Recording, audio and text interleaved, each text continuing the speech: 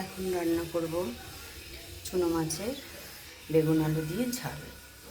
মাছগুলোকে ভালো করে কেটে ধুয়ে নুন হলুদ মাখিয়ে নিয়েছি। এটা হচ্ছে গঙ্গার মৌরলা মাছ।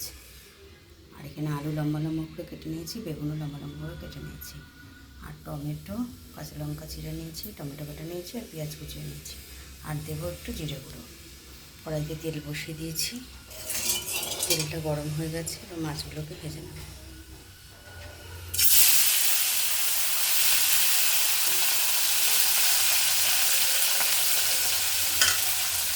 সমস্ত মাছগুলোকে ভেজে তুলে নিচ্ছি। সমস্ত মাছগুলো ভেজে তুলে নিয়েছি। এবার ওই তেলের মধ্যে জিরে ফোড়ন দিয়েছি। এবার কেটে রাখা কিছু পেঁয়াজগুলো দিয়ে দিলাম, আর কেটে রাখা আলুগুলো দিয়ে দিচ্ছি।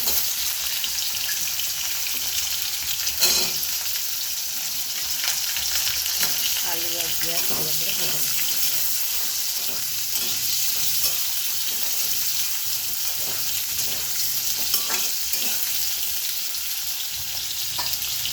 এর মধ্যে সামান্য নুন আর হলুদ দিয়ে দিচ্ছি। পরিমাণ মতো নুন আর হলুদ দিয়ে দিয়েছি। আলুগুলো ভালো করে ভেজে নেব।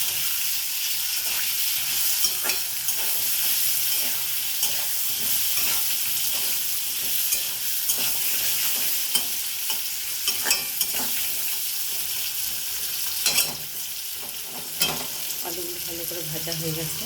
এর মধ্যে কেটে রাখা বেগুনগুলো দিয়ে দিলাম, আর লঙ্কা জিরা টমেটো যেটা কুচিয়ে রেখেছিলাম সেটা দিয়ে দিলাম। ভালো করে নেড়ে নিই।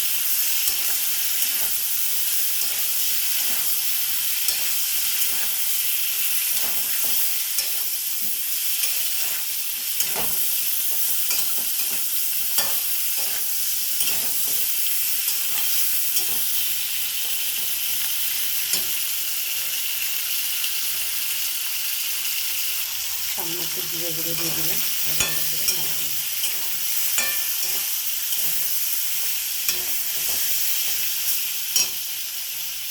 অল্প জল দিয়ে মশলাটা কষিয়ে নিচ্ছি।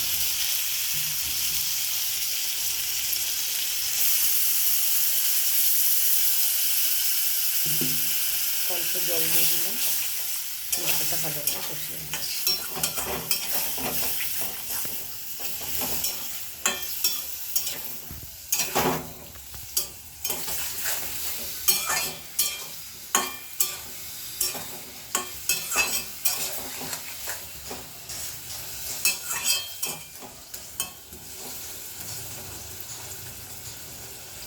মশলাটা ভালো করে কষিয়ে আবার একটু জল দিয়ে দেবো।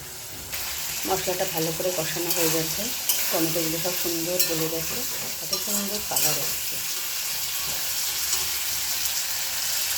এবার অল্প জল দিয়ে দিচ্ছি।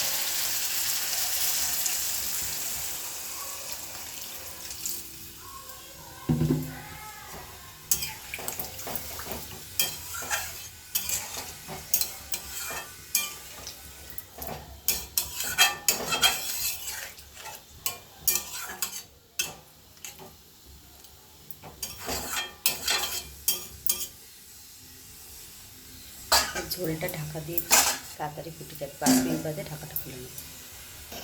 5 মিনিট হয়ে গেছে, ঢাকাটা খুলে দেখে নিচ্ছি।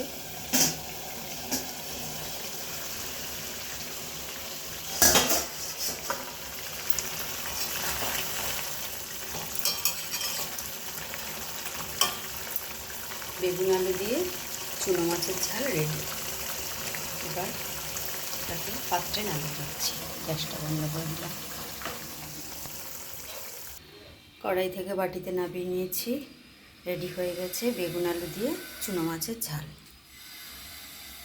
মৌরলা মাছ, গঙ্গার মৌরলা মাছের ঝাল বেগুন আলু দিয়ে।